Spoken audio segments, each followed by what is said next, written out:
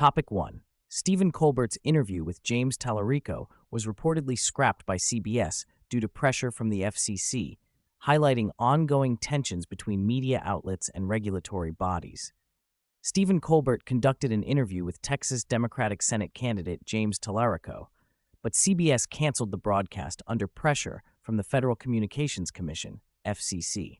The FCC is moving to strictly enforce the equal time rule for broadcast networks, which is linked to political tensions with the Trump administration. Colbert criticized CBS for succumbing to political pressure and posted the interview on YouTube. Tallarico condemned the FCC's actions as a dangerous form of cancel culture from above, claiming it reflects fears that Trump could flip Texas. This incident underscores the ongoing conflict between media and regulatory agencies. Topic 2. Mark Zuckerberg is set to testify in a trial concerning social media addiction, underscoring the growing scrutiny of tech giants and their impact on mental health. Mark Zuckerberg is scheduled to testify in a trial related to social media addiction, highlighting increasing scrutiny of tech giants regarding their impact on mental health. This trial marks the first case alleging that social media platforms have harmed children and adolescents, giving Zuckerberg a chance to defend Meta's actions to protect young users. The plaintiff claims that Meta and YouTube intentionally designed addictive features that harmed her mental health. Meta emphasizes safety features and parental supervision tools in its defense, while Zuckerberg is expected to face questions about the platform's risks and the adequacy of safety measures. This trial could challenge the legal protections under Section 230, potentially paving the way for similar lawsuits nationwide, driven by concerns over social media's effects on children's mental health and safety. Topic 3. The UK is anticipating an interest rate cut following a drop in inflation, signaling potential economic adjustments.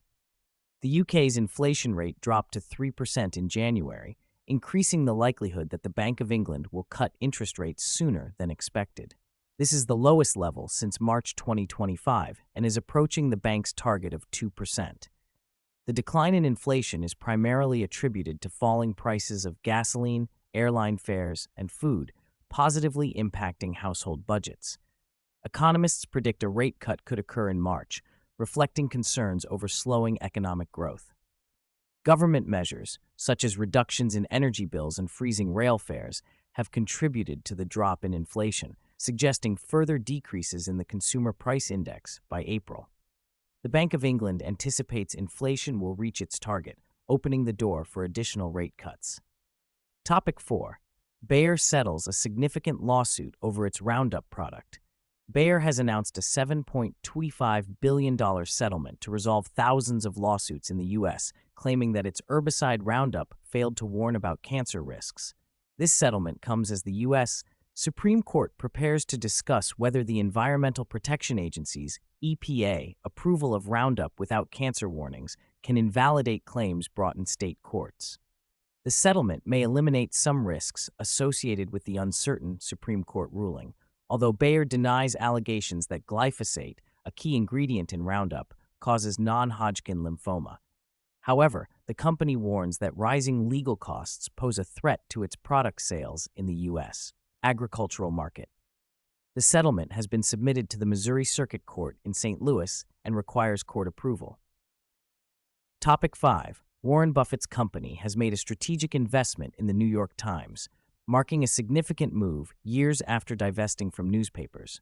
Warren Buffett's company, Berkshire Hathaway, has invested $350 million in the New York Times. This marks a significant move 6 years after Buffett sold all of Berkshire's newspapers, predicting a continued decline in empire.